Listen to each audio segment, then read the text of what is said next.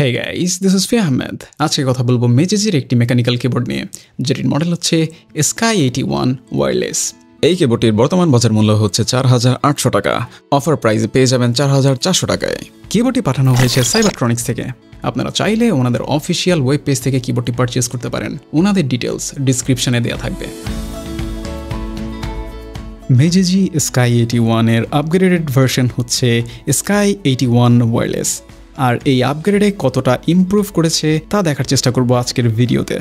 কিবোর্ডটি black and blue এক্সেন্টের বক্সে আসে, যার মধ্যে থাকছে একটি ইউজার গাইড, একটি USB A to Type C কেবল যা নন ব্রেডেড, থাকছে একটি কিক্যাপ অ্যান্ড সুইচ পুলার কম্বো যার কোয়ালিটি অ্যাভারেজ, আরও থাকছে 4টি এক্সট্রা সুইচ। তাছাড়া থাকছে কিছু অ্যাকসেন্ট কিক্যাপ, থাকছে 2.4 GHz এর ডাঙ্গল যা ব্ল্যাঙ্ক, মডেল লেখা নেই, যা মিস করাটা একেবারেই উচিত হয়নি বলে আমি মনে করি। অ্যান্ড থাকছে কিবোর্ড।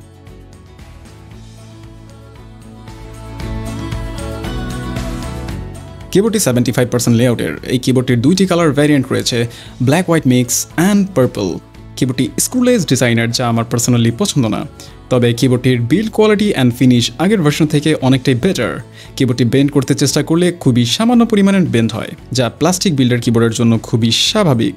তাছাড়া কিবোর্ডের ডিজাইনেও সামান্য পরিমাণ পরিবর্তন লক্ষ্য করা যায় এবং লোগোতে মেটালের ব্যবহার করা হয়েছে।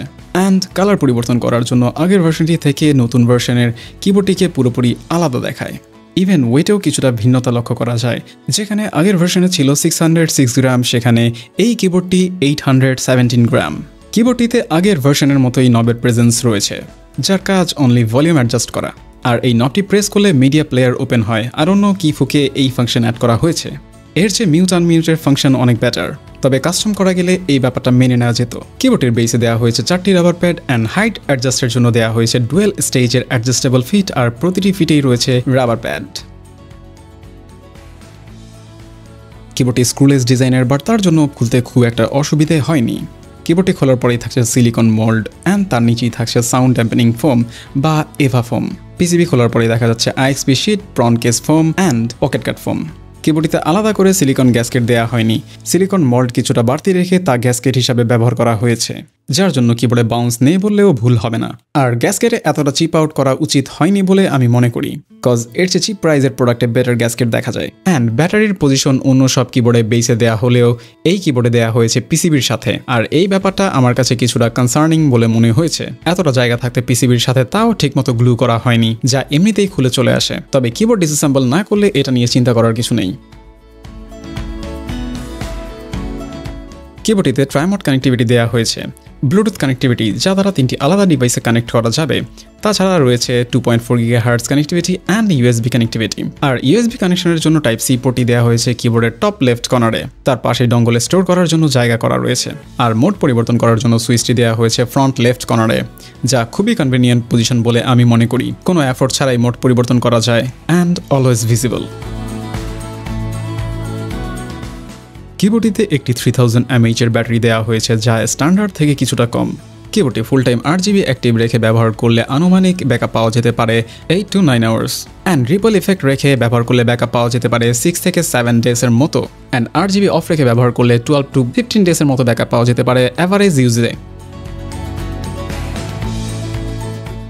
এই কিবোর্ডে দেওয়া হয়েছে ডবল শট ABS কিক্যাপস, যার ফিনিশ ভালো অ্যান্ড লেজেন্সগুলো খুবই স্পষ্ট।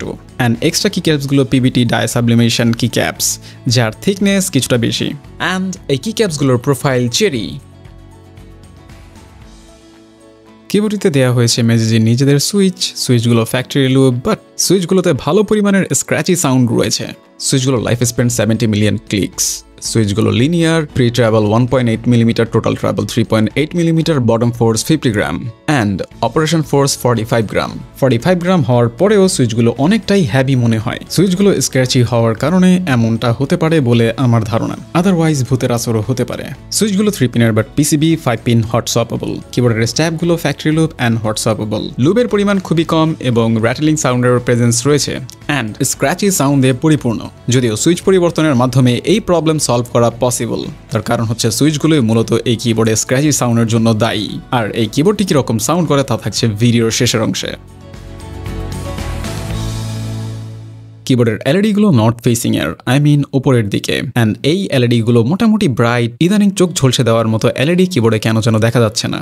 এই কিবোর্ডে ব্যাটারি চেক করার জন্য সুন্দর একটি ফিচার দেওয়া হয়েছে, যা চেক করার জন্য FN+ ব্যাক স্পেস হোল্ড করলে 1 to 10 নাম্বার লাইট দ্বারা ইন্ডিকেট করে কিবোর্ডে কতটুকু চার্জ রয়েছে। কিবোর্ডটিতে 20+ লাইটিং প্রিসেট রয়েছে, যা চাইলে সফটওয়্যার দ্বারা বা অনবোর্ড পরিবর্তন করা যায়। আর অনবোর্ড কিভাবে পরিবর্তন করা লাগবে তা স্ক্রিনে দেওয়া থাকবে। আর এই কিবোর্ডের একটি ডেডিকেটেড সফটওয়্যার রয়েছে যা পিন কমেন্টে দেওয়া থাকবে। এই সফটওয়্যারটি হুবহু মনসগিগ সফটওয়্যারের মতো, বলা যায় মনসগিগ সফটওয়্যারটি থেকে জাস্ট কপি পেস্ট করা হয়েছে। সফটওয়্যারটি ওয়ার্ড অ্যান্ড ওয়্যারলেস সকল মোডেই কাজ করে, যা এই প্রাইসে খুব একটা দেখা যায় না। সফটওয়্যারটির দ্বারা করা যায় সুইচ রিম্যাপিং, করা যায় RGB অ্যান্ড কিবোর্ডের স্লিপ টাইম কন্ট্রোল, আরও করা যায় ম্যাক্রো, পরিবর্তন করা যায় লাইটিং প্রিসেট, ইভেন চাইলে সফটওয়্যারটির ইন্টারফেসের কালার পরিবর্তন করতে পারবেন নিজের ইচ্ছে মতো। ইন দি এন্ড বলা যায় এই কিবোর্ডটি আগের ভার্সন থেকে অনেকটাই ইমপ্রুভ করেছে। মাইনর কিছু প্রবলেম রয়েছে যা আশা করি পরবর্তী ভার্সনে ইমপ্রুভ করা হবে।